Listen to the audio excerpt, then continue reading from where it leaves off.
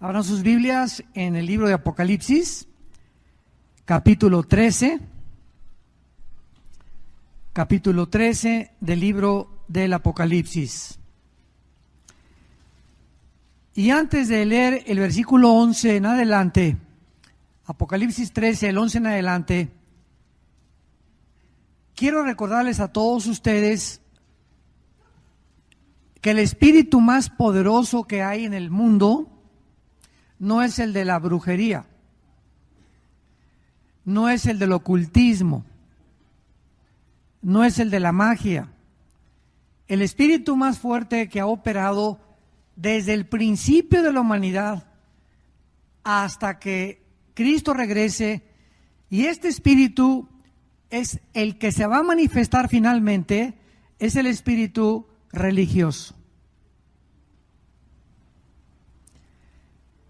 Desde el principio de la humanidad nos damos cuenta que fue el espíritu religioso el que se encontró detrás del primer asesinato de la historia, cuando Caín le quitó la vida a su hermano Abel. Dios les había dicho ya a Adán y Eva desde que los vistió en el huerto del Edén, Génesis capítulo 3, que tenían que acercarse a él a través del derramamiento de sangre, porque dice Hebreos 9 que sin derramamiento de sangre no hay remisión de pecados. Entonces vemos que cuando estos dos hermanos se acercan a Dios, cuando la primera vez que Dios les pide la ofrenda, Caín se acerca con lo mejor del campo, con un fruto del campo, con un fruto de su esfuerzo. Y Abel se acerca a Dios matando un animal, que era lo que se requería. Entonces Dios le dice a Caín: no acepto tu ofrenda, y recibe la ofrenda de Abel. ¿Por qué Dios rechaza la ofrenda de Caín? Simplemente porque Caín se estaba acercando a Dios a su propia libertad, a su propio albedrío, sin que él respetara lo que Dios había establecido que había acercarse a él. Podemos decir de una forma muy clara que el origen de las religiones se encuentra en Caín. ¿Qué cosas son las religiones? Bueno, desde Caín hasta nuestros días, todos los seres humanos traemos la eternidad en el corazón. Eclesiastés 3, versículo 11. O sea, fuimos creados a la imagen y semejanza de Dios. Y de alguna manera, todos los tribus, civilizaciones, aztecas, los egipcios, enterraban a sus muertos con comida, porque algo les decía que lo iban a necesitar. Siempre las religiones han existido. Como decía el psicólogo Sigmund Freud, vienés, el hombre es incorregiblemente religioso. Nunca ha existido ninguna tribu, ninguna religión, ninguna civilización que no haya tratado de alguna forma adorar al sol, la luna, y si no, agarran una piedra y la levantan y le dan forma de un hombre, o madera y forman un ídolo, o yeso, o cemento. Pero el hombre se ve impelido siempre a través de la historia de adorar a algo o a alguien. Y cuando Cristo viene al mundo, en Juan 4, cuando se enfrenta con la mujer samaritana, encontramos este espíritu, donde Cristo claramente, de una forma que parece imperceptible, pero que contiene una profundidad inmensa teológicamente, la mujer samaritana era una mujer con 5 maridos, la chulis. Era una mujer que no podía recoger el agua antes de las 12 del día, porque antes de las 12 del día las mujeres que no eran adúlteras y que no eran prostitutas recogían el agua. Pero ella, cuando Cristo se encuentra con ella a las 12 del día, dice la Biblia en Juan 4, y le era necesario a Jesús ir a Samaria. O sea, Dios el Padre le arregló una cita a Dios su Hijo para encontrarse a cierta hora donde el Padre sabía que esta mujer iba a estar y su Hijo la pudiera encontrar. Era una cita hecha ya desde antes en la agenda de Jesucristo. Ya estaba esta senda agendada por el Padre, para que este encuentro se llevara a cabo. Y entonces esta mujer, a pesar de todos sus 5 maridos con el que vivía, no era su marido. O sea, cuando Cristo le encuentra, era una mujer que estaba viviendo en Amaciato. Y Cristo le dice, 5 maridos has tenido y con el que vives ahorita no es tu marido. Entonces, a pesar de que esta mujer era una mujer inmoral completamente, le dice a Cristo, era religiosa. Esto es increíble, ¿verdad? O sea, a pesar de que era tan inmoral, era religiosa. Y le dice a Cristo, nuestros padres nos enseñaron a adorar en ese templo. Y ustedes los judíos dicen que es en Jerusalén.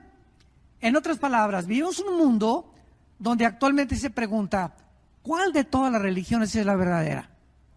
Unos dicen que los mormones, otros que los sabáticos, otros que los evangélicos, otros que los católicos, otros que los sabatistas. Entonces, hay una confusión impresionante en el mundo cuando la gente no entiende que el cristianismo no es una religión. Y entonces Cristo acaba con toda esta controversia cuando le dije a la mujer samaritana, mira mujer, ni en ese monte, ni en Jerusalén se adora al Padre. Y Cristo le dice, créeme a mí. O sea, ninguna religión nos lleva a Dios, es Jesús. Y Cristo no bajó del mundo a traernos una más de las cientos de religiones que existen.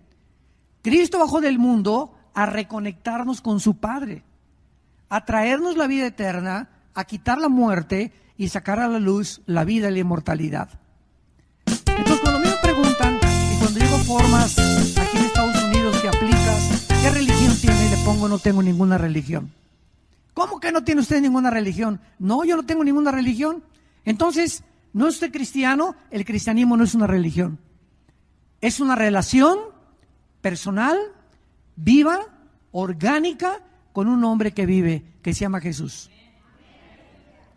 Tú puedes ser católico, puedes venir a esta iglesia, puedes ser mormón, puedes ser bautista, presbiteriano e irte al infierno.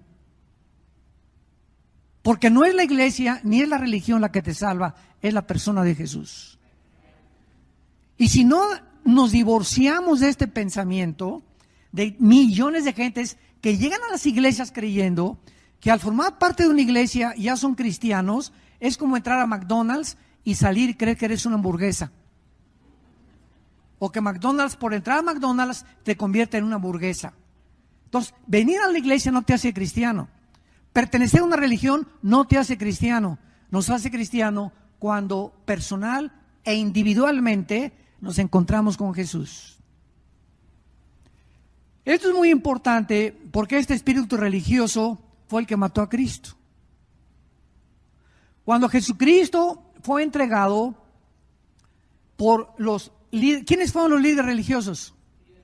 Los que más se opusieron a Jesús. No fueron los comunistas, ni los celotes, ni los que querían matar a Cristo, eran los religiosos. Los más grandes religiosos de la época de Jesús. Y cuando se encontraron con Pilato, se encontró el poder religioso y el poder político. Entonces vemos que el poder religioso, representado por los fariseos, le dice a Pilato, ahí está este hombre. Pilato se dio cuenta que Cristo era inocente y entonces el poder religioso fue más poderoso que el poder político y gritaron crucifícale. Y por darle gusto al poder religioso, Pilato crucificó a Jesucristo. El espíritu que mató a Cristo fue el espíritu de la religión. Esto es asombroso.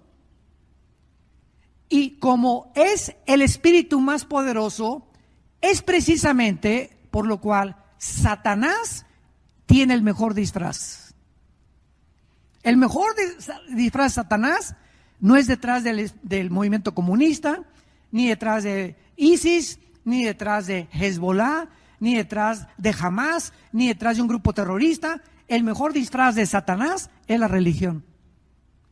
Porque es la que menos aparenta ser mala. Entonces, mientras una persona crea que tiene una religión, se siente satisfecha delante de Dios. Y esta es la razón por la cual la Biblia nos muestra en Apocalipsis 13 que el espíritu de la religión, representado por el falso profeta que vamos a ver, se va a unir al anticristo. Y en el libro de Apocalipsis capítulo 17, más adelante encontramos a una ramera, a una prostituta, que es un símbolo, montada sobre una bestia. La bestia es el anticristo y la ramera es la religión. Entonces, antes de que venga Cristo, la religión va a dominar, porque la mujer montada sobre la bestia implica que la está dominando el poder religioso, dominando al poder político, a la bestia. Los primeros 3 años y medio del periodo del anticristo va a ser la religión quien va a controlar el poder político del anticristo. Y en el mismo capítulo 17 de Apocalipsis vemos que los 10 cuernos que representan la confederación política del anticristo se deshacen de la ramera, la queman, y son los últimos 3 años y medio los que el anticristo gobierna el mundo. Nada más 3 años y medio o 1260 días. Vemos entonces en Apocalipsis capítulo 13 que del versículo 1 al versículo 10 se describe al anticristo, y en el versículo 11 el Espíritu Santo nos declara estas palabras: después vi otra bestia. Ya no es el anticristo, del versículo 1 al versículo 10. Ahora se nos abre la cortina para enseñarnos a otra bestia que no es el anticristo. Y dice la Biblia que esta bestia subía de la tierra. Tenía 2 cuernos semejantes a los de un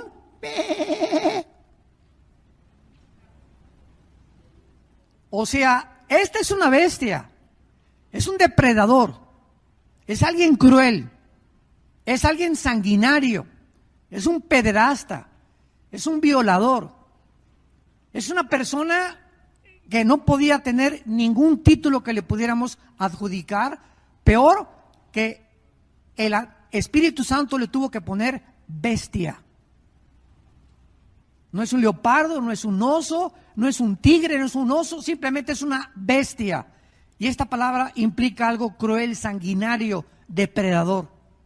Pero esta bestia tiene apariencia de que no hace nada.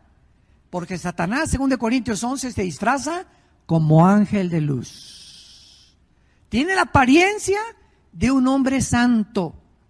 Tiene la apariencia de un hombre bueno, con cuernos, con cara de cordero, cuernos de cordero, pero habla como dragón. Vemos pues la combinación de un cordero en apariencia, pero de dentro, de la abundancia del corazón, habla la boca. Y la palabra dragón se usa siempre para Satanás. Entonces, se va a levantar en el mundo un hombre religioso en los tiempos del anticristo, que va a unir a todas las religiones. Y sabemos que este espíritu religioso va a tener su centro en el Vaticano.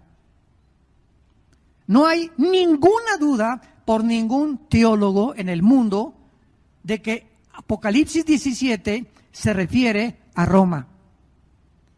Y no nos da tiempo de ver todo esto para demostrarlo, pero vamos a ver que va a ser uno de los papas, y esto lo podemos decir abiertamente y con dogmatismo total. Un papa va a ser el último líder religioso del mundo. Y a través de los últimos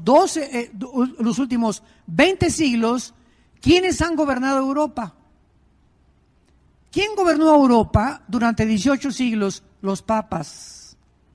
Los papas ponían al rey de Francia, al rey de Holanda, al rey de España, al rey de Inglaterra. No hacía en 18 siglos el poder político nada si el Vaticano no lo autorizaba. Entonces, el Imperio Romano que termina en el año 320, cuando Constantino, que fue el último emperador, es derrotado y absorbe el cristianismo. El Imperio Romano, decimos en México, es la misma gata, pero revolcada. El Imperio Romano ya no, desde el año 300 hasta nuestros días, ya tiene otra cara. Ya no es el poder político, sino que se vuelve un poder religioso, pero político. Y el Vaticano es la única religión en el mundo que tiene un estado propio, policía propia, bancos propios y un lugar en las Naciones Unidas. Jesús, María y José y el burrito que los acompaña. Ni el Islam, ni el judaísmo, ni el hinduismo, ni ninguna religión que tú me menciones tiene el poder político que tiene el Vaticano. Y los primeros casi 70, 80 papas que hubo eran homosexuales, eran pederastas, se casaron, mataron a su mamá, mataron a sus hermanas. Era lo peor que ha habido en la historia, el papado. El papado fue el que mandó matar a más de 500,000 de cristianos cuando Torquemada el Español estableció la Inquisición por órdenes del Papa, para que cualquiera que se negara a aceptar el catolicismo lo quemaran y lo torturaran y lo martirizaran. 500 años. Fue bajo el Papa que mandaron a los cruzados. ¿Han visto todas las películas de los que se ponían aquí la cruz?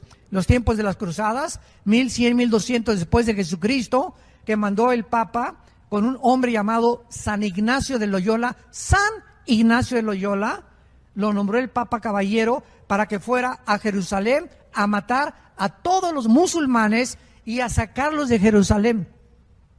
Y desde entonces el Islam, los musulmanes, odian con odio jarocho a los cristianos. Porque cuando los musulmanes oyen de cristianos, nos confunden a nosotros con los católicos. Y nosotros los cristianos no tenemos vela ni entierro con el catolicismo romano. El catolicismo romano ha sido la prostitución, ha sido la degeneración, la adulteración del cristianismo. Y del año 320, escuchen, hasta el año 1961 se introdujeron al cristianismo 38 herejías. Oración a los santos, elevaron a María corredentora, que no solamente Jesús es el que salva, sino también María. Le elevaron a la Madre de Dios. Imagínense nada más, si Dios tiene madre, pues entonces ella es diosa. Inventaron la transubstanciación, que cuando toman la hostia, en ese momento la hostia se convierte en el cuerpo y la sangre de Jesucristo, y te la tomas el domingo, se te sale de lunes a sábado y se te vuelve a meter el domingo. Inventaron en 1860 que el Papa era infalible, la infalibilidad papal, o sea que cuando el Papa habla ex cátedra, y lo que dice el Papa es Dios hablando. Y vemos que todos los papas se han contradecido unos a otros. Durante casi 20 siglos se introdujeron y la Biblia se cerró. Y hasta 1961, uno de los mejores papas que ha habido, Juan XXIII, un gordito simpático, él, quién sabe cómo le cayó una Biblia en sus manos. Y entonces Juan XXIII comenzó a leer la Biblia y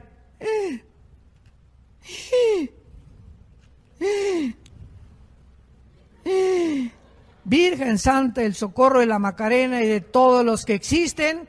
Y Juan XXIII descubre por primera vez, es el primer papa en el segundo concilio ecuménico de 1961, de que estaban equivocados.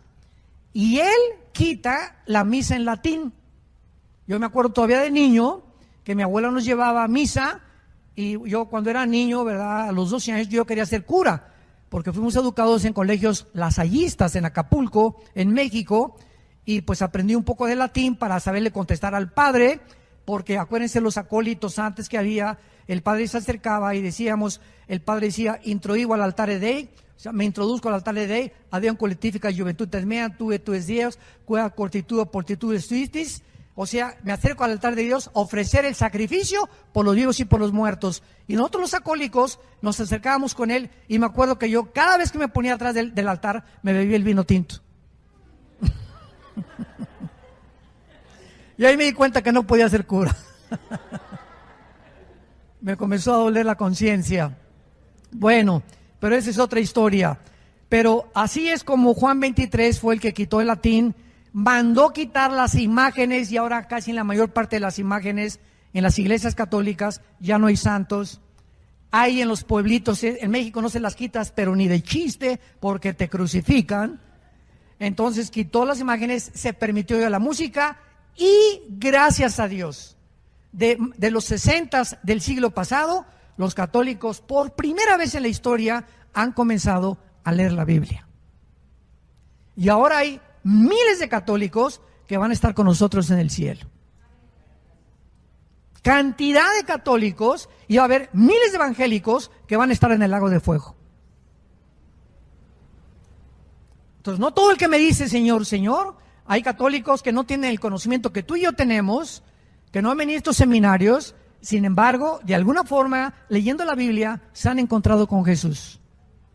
Y le han pedido entrar a su corazón, y eso sí es algo que es garantizado. Si realmente recibieron a Cristo, tarde o temprano se van a tener que salir de la Iglesia Católica. No pueden permanecer ahí mucho tiempo. Muy bien. Entonces, se introducen más de 37 herejías, ya podríamos aquí estar contándolas todas las que se introdujeron, pero este espíritu religioso es donde mejor opera Satanás, a través de las religiones. Es su mejor disfraz, porque precisamente en el siglo XX es el siglo donde más ateos ha habido. ¿Sabían ustedes eso? Nunca en la historia ha habido tantos ateos como en el siglo XX.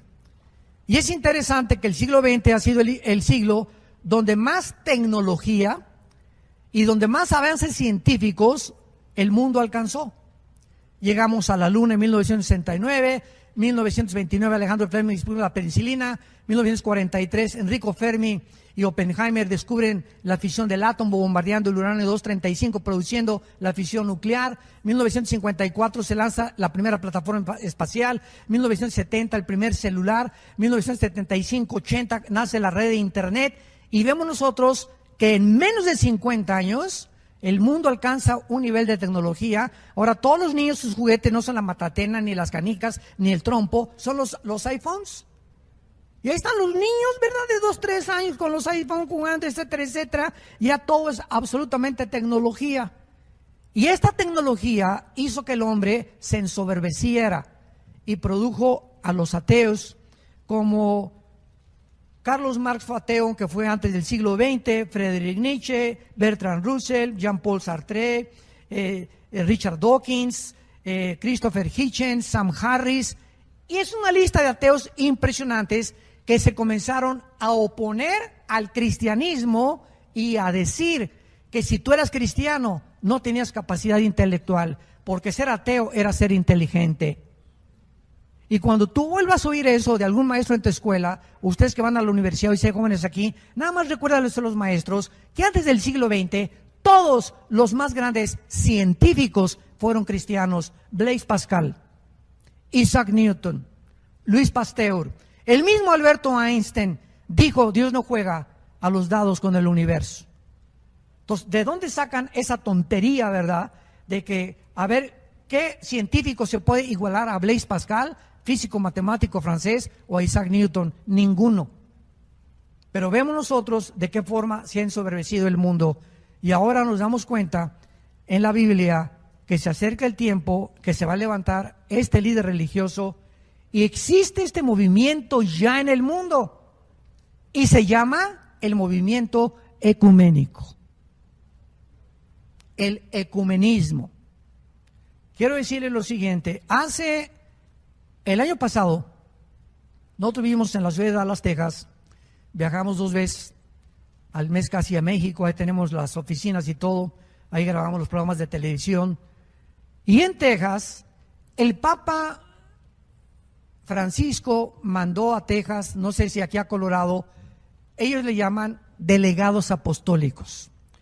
Y mandó un delegado apostólico a Texas, estuvo en Fort Worth, estuvo en Amarillo, Texas, estuvo en Oklahoma, y juntaron a pastores. Venía en representación de Francisco y pasaron un video grandísimo donde a los pastores les dieron un desayuno, los atendieron de maravilla, y donde el Papa Francisco habla pidiéndonos a los pastores que regresemos al rebaño.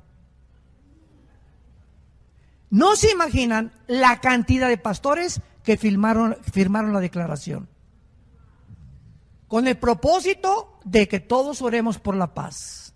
Se disfrazó con ese disfraz y con la carita que tiene de borreguito a medio morir. Francisco, hermanitos, ¿verdad? Él es argentino, etcétera, etcétera. Quiero decirles que Dios nos ama a todos y que vamos a juntarnos a luchar por la paz, a luchar por la pobreza, bla, bla, bla. Son bienvenidos. Y se formaron delegaciones y fueron al Vaticano a visitarlo, a abrazarlo y a reconocerlo como un líder espiritual.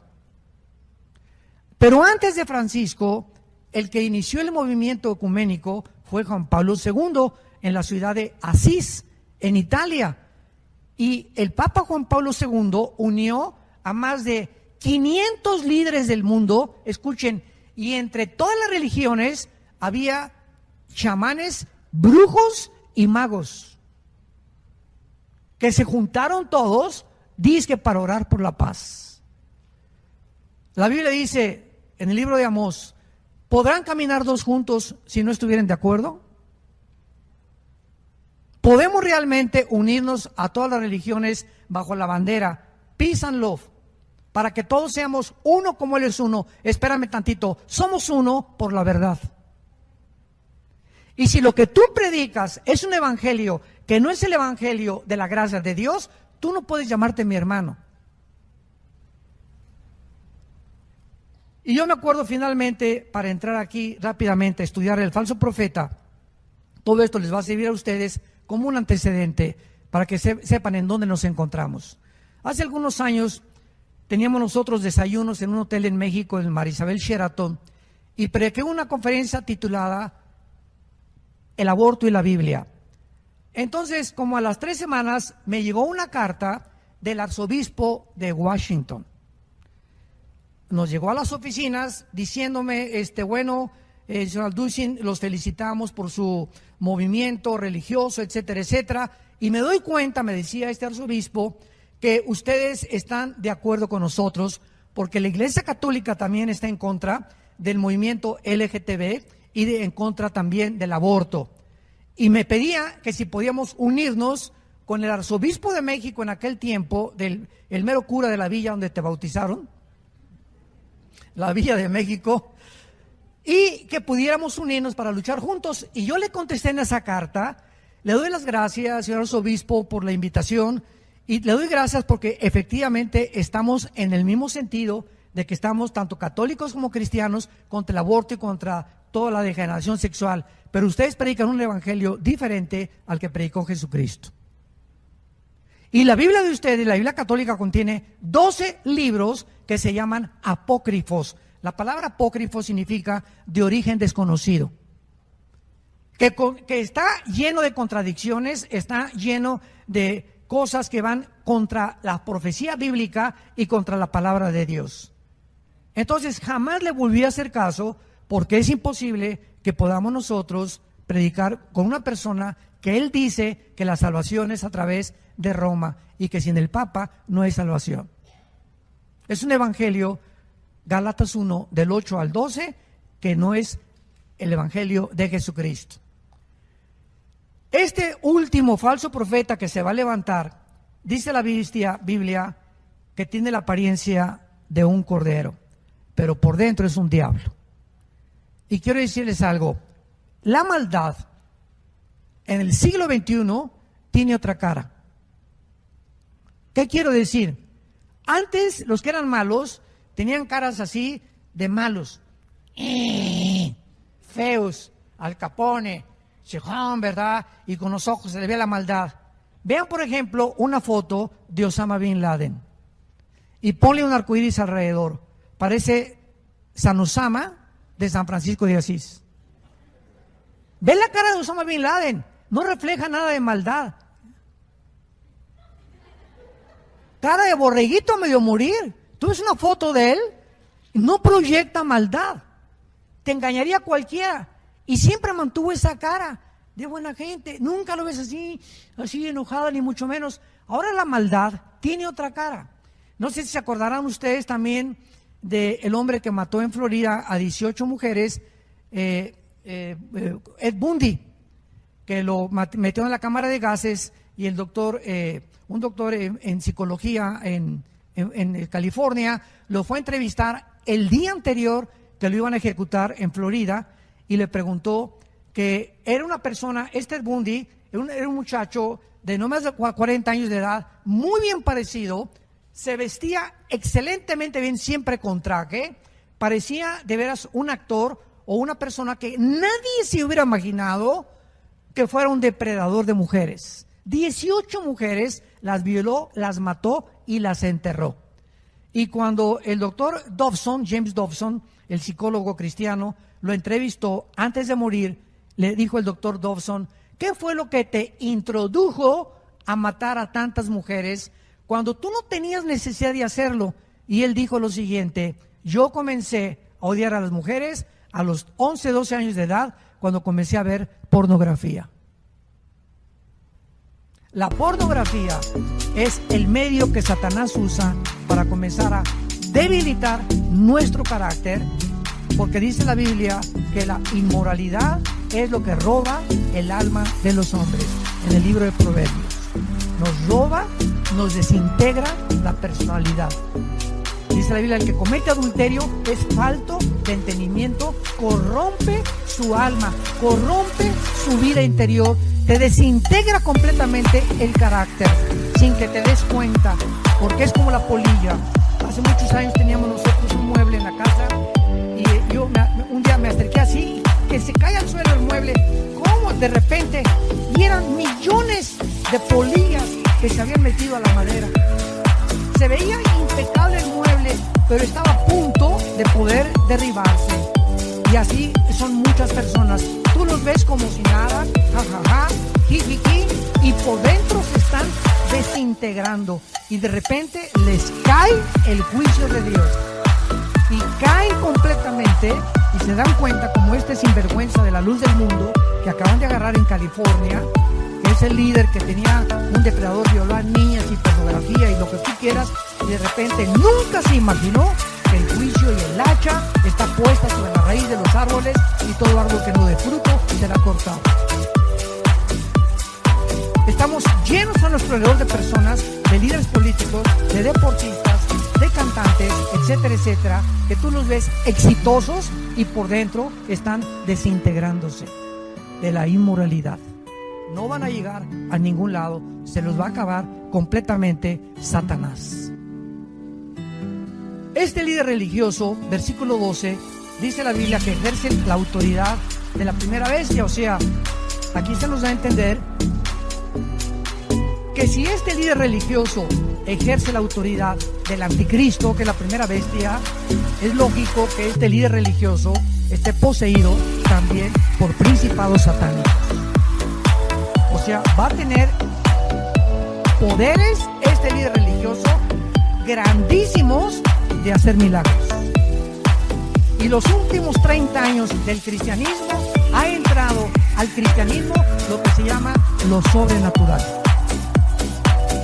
Hay un predicador, ¿verdad?, que ya sacaron de la red de enlace el año pasado, que predicaba, me abstengo de mencionar su nombre, que decía que si en una iglesia no hay milagros, no es una iglesia de Dios.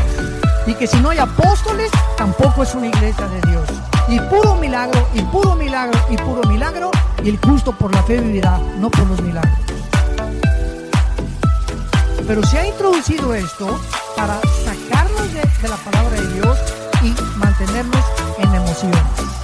Entonces se predica y las emociones arriba, y por allá, esto y el otro, y la gente, sí, y a trabajar, a ir a la escuela, y martes y miércoles se olvidaron de todas las emociones. ¿Por qué? Porque no podemos vivir de emociones. Tenemos que mantenernos viviendo pegados a la palabra de Dios.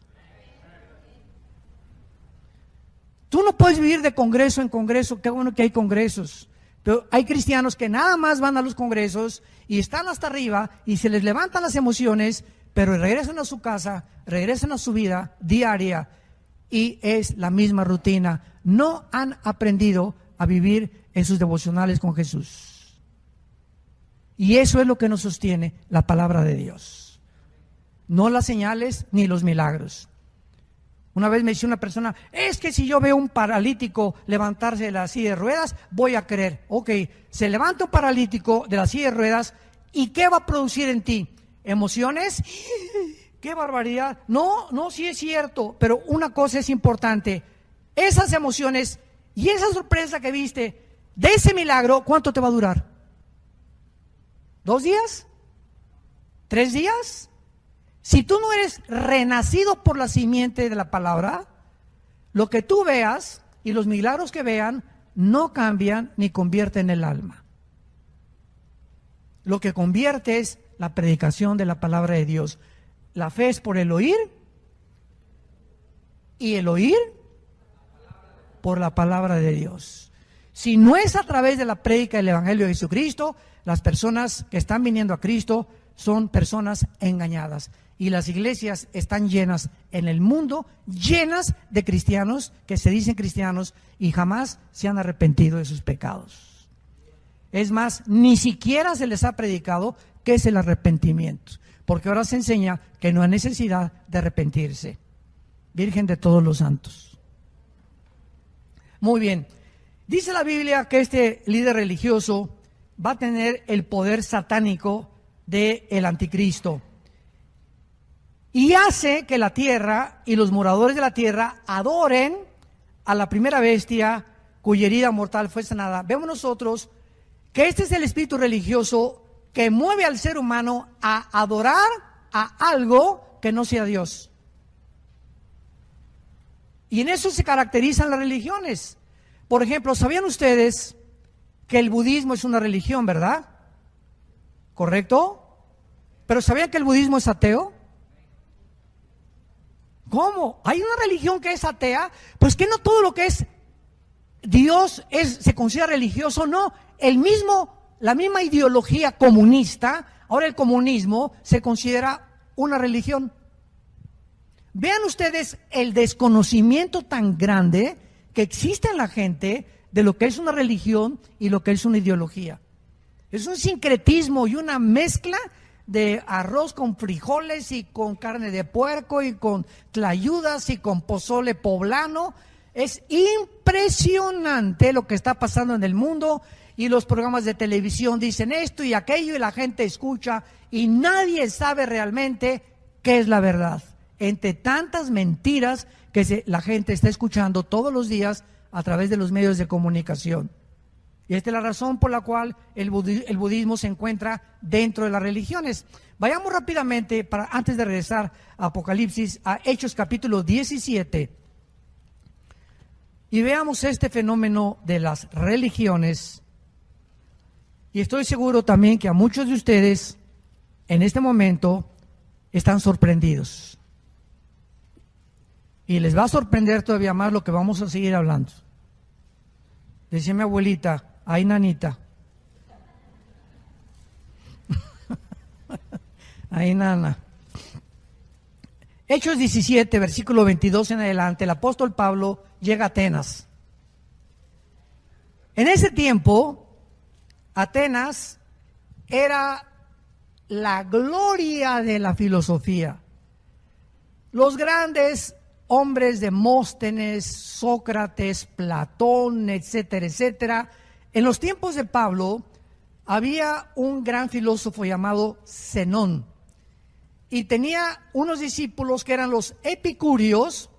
Dice el versículo 18, algunos de los epicúreos y los estoicos disputaban. Estos dos grupos de filósofos habían en tiempos de Pablo.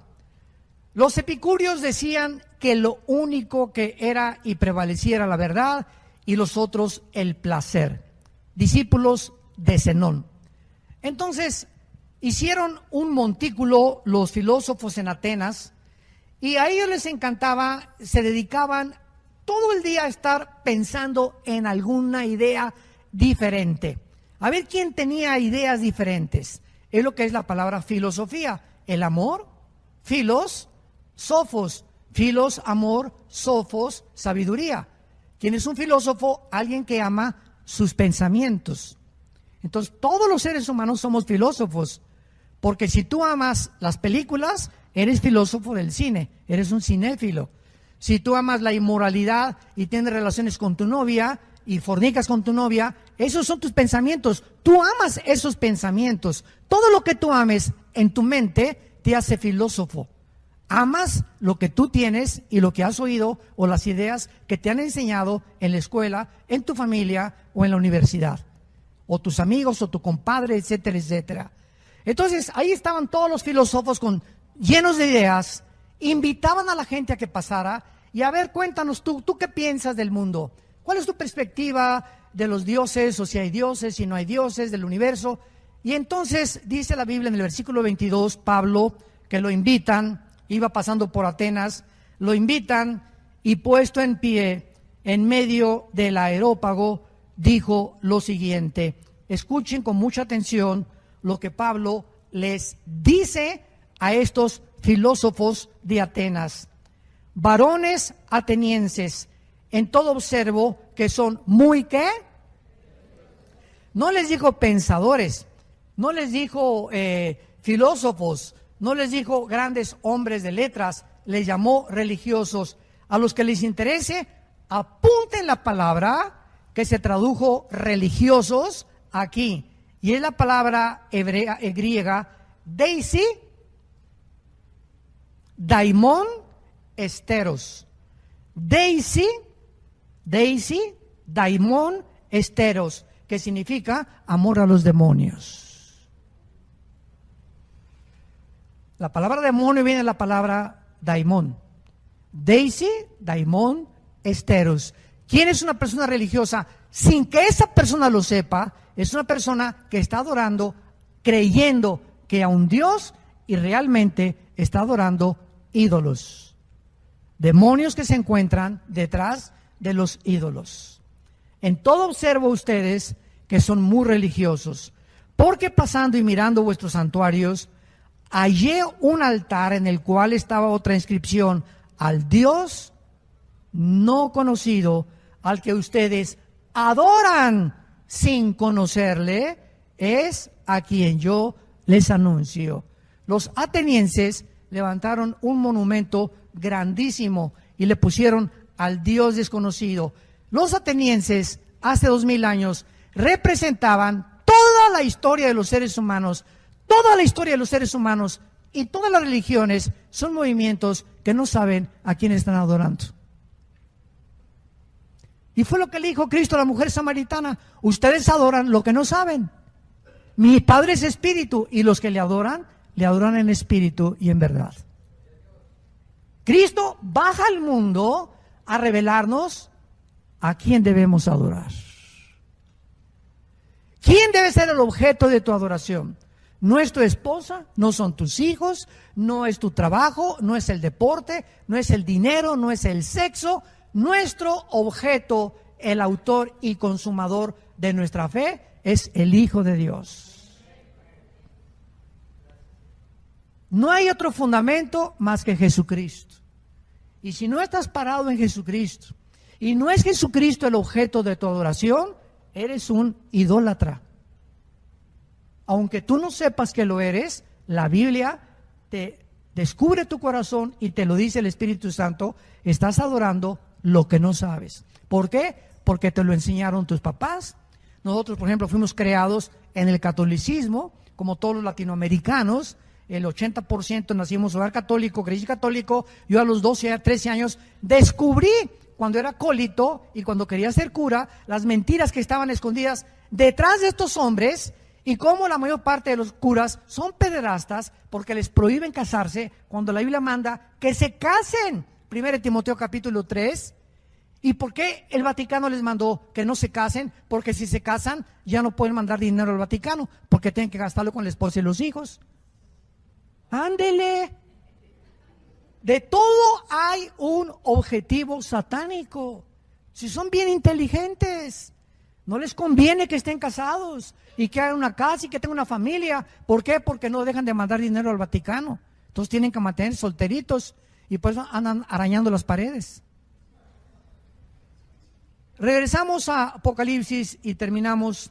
Y dice la Biblia que este líder, último profeta, gracias a Dios que ya no va a haber más después de que Cristo regrese, hará señales, versículo 13, de tal manera que hace descender fuego del cielo a la tierra delante de los hombres, o sea, para que este hombre haga su aparición en el mundo en estos próximos meses o años, no sabemos.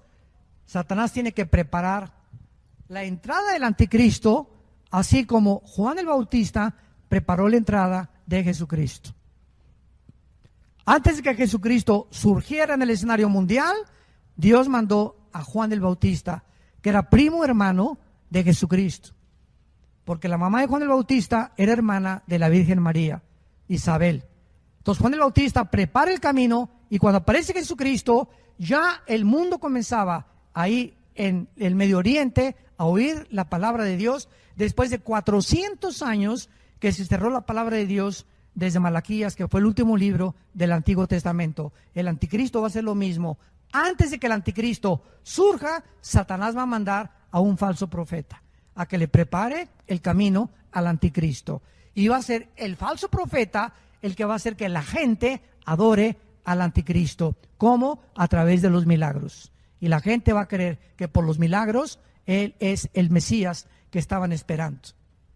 Ahora ven lo que dice el versículo 14, engaña a los moradores de la tierra con las señales que se le ha permitido hacer en la presencia de la bestia, o sea, del anticristo, mandando a los moradores de la tierra que le hagan imagen. Ahí está otra vez el espíritu religioso obligando, coercionando a los seres humanos para que adoren a los demonios, para que adoren al anticristo, que es ni más ni menos que Satanás.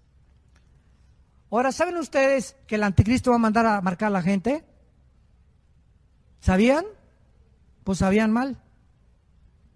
Porque no es el anticristo el que va a mandar marcar a la gente, va a ser el falso profeta.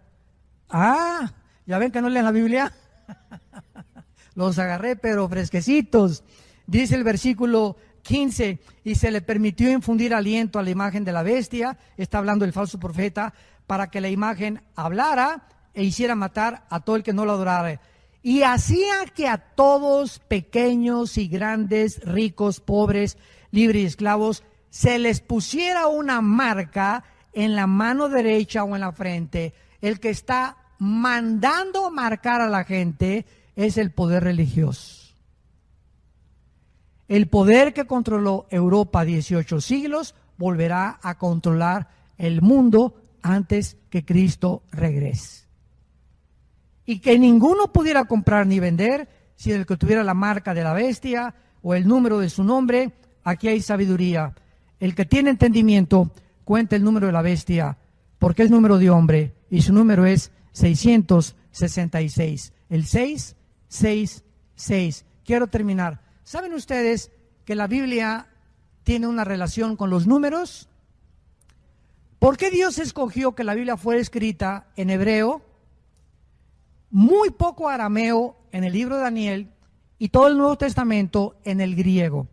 Porque tanto el hebreo como el griego son los dos únicos lenguajes que cada palabra tienen un símbolo numérico. Se llama gematría, si lo quieres apuntar. No la cabala, eso es del diablo. Gematría. Por ejemplo, ¿se acuerdan ustedes que la B en el griego es el 5? ¿Se acuerdan? La B con un 1, el 6. La B con 2, 7. La B con 3, 8. El 10, una X. el 1 y la X, el 9, 2X, el 20, 3X, el 30, L, 50, y así nos seguimos. Tienen un número que equivale a una letra, lo mismo el hebreo. Entonces, la Biblia le asigna el 1 es el número de la unidad. El 2 en la Biblia es el número que representa el testimonio, los testigos. En boca de 2 o 3 testigos se contará toda evidencia. El 3 es el número de la Trinidad. El 5 es el número de la gracia. El 6 es el número de nosotros. Es el número del hombre, porque en el 6º día fuimos creados nosotros. El 7 es el número de la perfección, el 12 el de la prueba, y así podemos seguir. Entonces, cuando vemos nosotros 6, vemos el número 6, que es el hombre elevado a la Trinidad, el hombre hecho Dios. Satanás elevando al ser humano lo que le dijo a Eva en el jardín del Edén: serás como Dios. Elevándonos a la deidad, que es el sueño de Satanás. Fue el sueño de los césares romanos, que se hicieron dioses y fueron adorados como dioses. Este hombre que acaban de agarrar de la luz del mundo, ¿cuál era su característica? Cuando él entraba, la gente de la luz del mundo, de esta religión, no adora a Cristo, lo adoraban a él. Y quitemos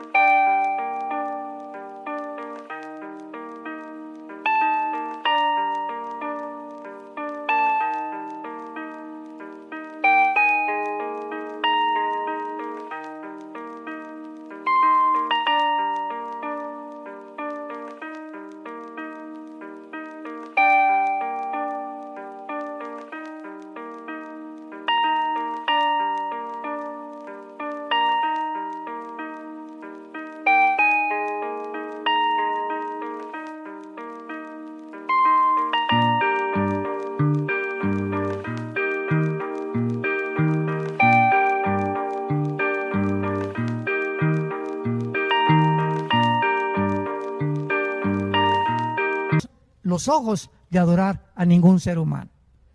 Y no hagamos de ningún ser humano un ídolo, porque la verdad ha resplandecido en nuestro corazón. Adoremos a Dios.